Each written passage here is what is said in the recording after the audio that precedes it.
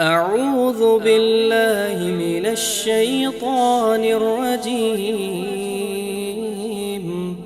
بسم الله الرحمن الرحيم.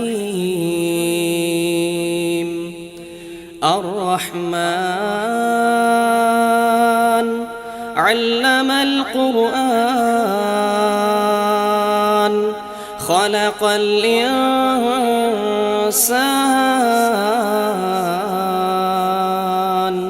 علمه البيان.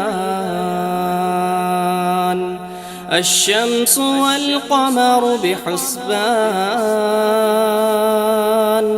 والنجم والشجر يسجدان والسماء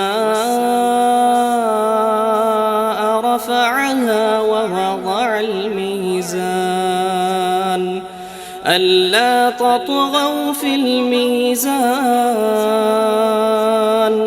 وأقيموا الوزن بالقسط ولا تخسروا الميزان. والأرض وضعها للأنام فيها فاكهة والنخل ذات الأكمام والحب ذو العصف والريحان. فبأي آلاء ربكما تكذبان؟ خلق الإنسان من صلصال كالفخار وخلق الجان من مارج من نار. فبأي آلاء ربكما تكذبان؟ رب المشرقين ورب المغربين. فبأي آلاء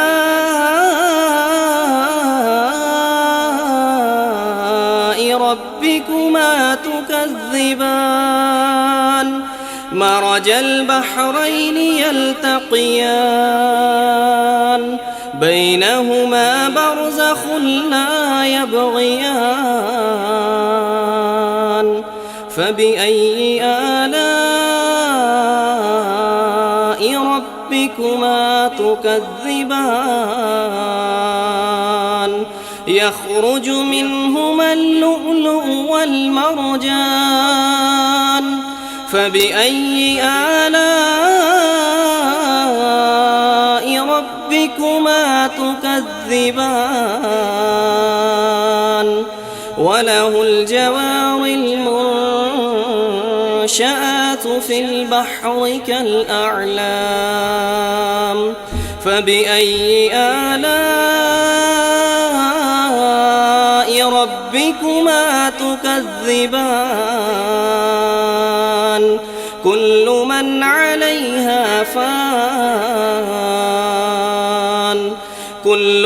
عليها فان ويبقى وجه ربك ذو الجلال والإكرام.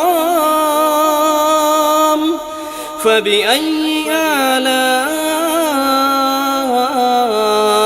ربكما تكذبان؟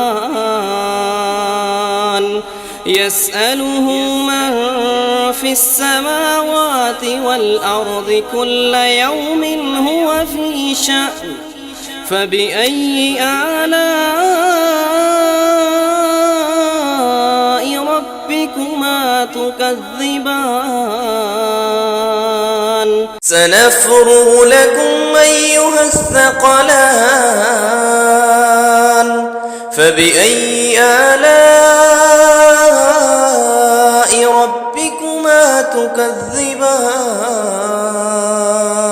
يا معشر الجن والإنس إن استطعتم استطعتم أن تنفذوا من أقطار السماوات والأرض فانفذوا لا تنفذون إلا بسلطان فبأي آلاء ربكما تكذبان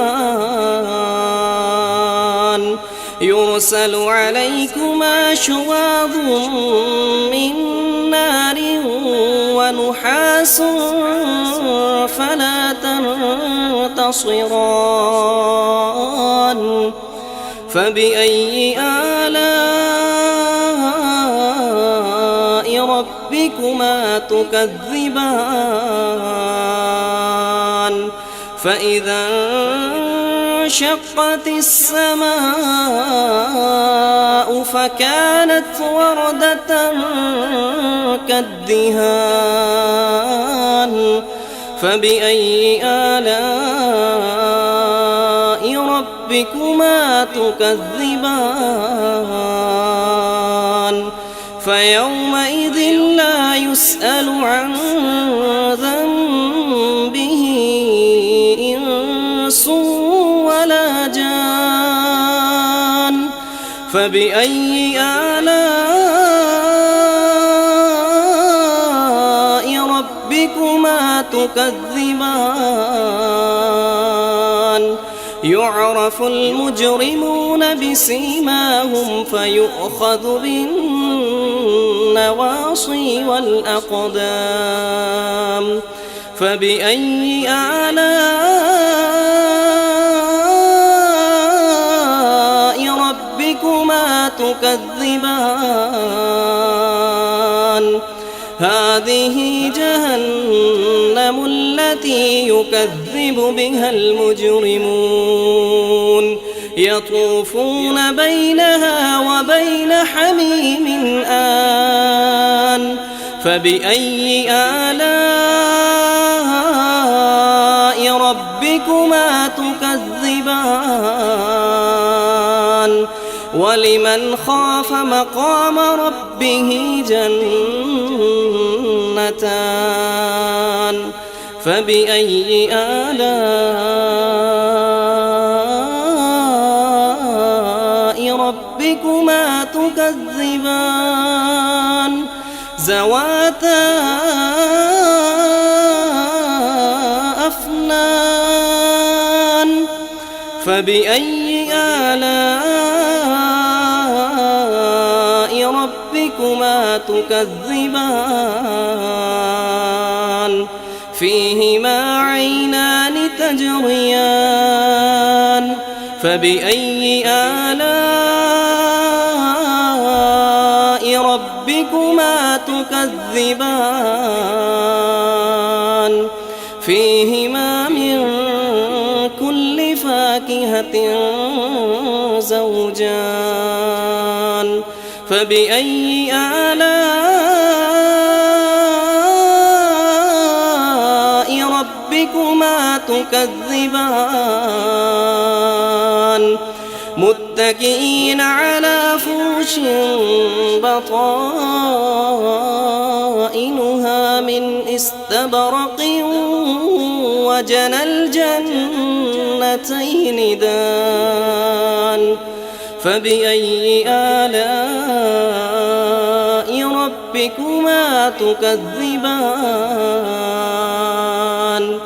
فيهن قاصرات الطرف لم يطمثهن إنس قبلهم ولا جان فبأي آلاء ربكما تكذبان كأنهن الياقوت والمرجان فبأي آلاء ربكما تكذبان هل جزاء الإحسان فبأي آلاء ربكما تكذبان ومن دونهما جنتان فبأي آلاء ربكما تكذبان مدهامتان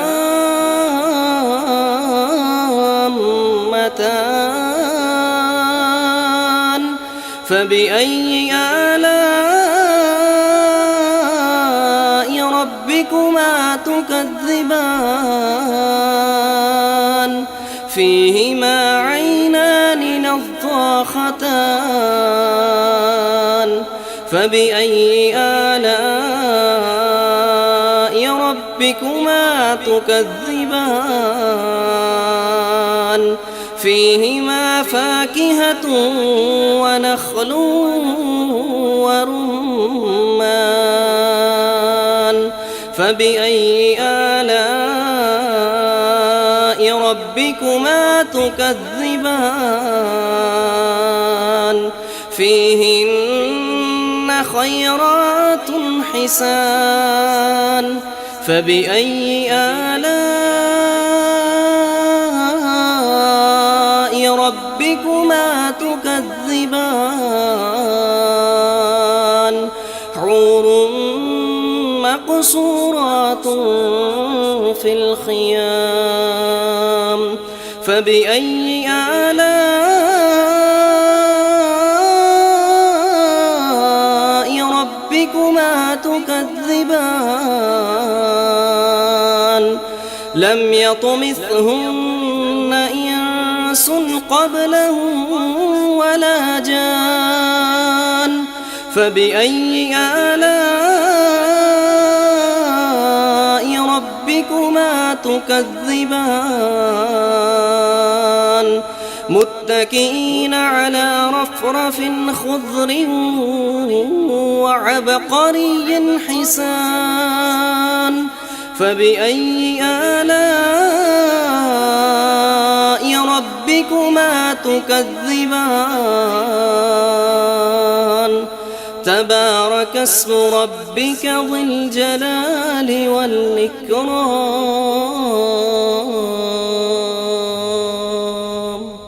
صدق الله العظيم.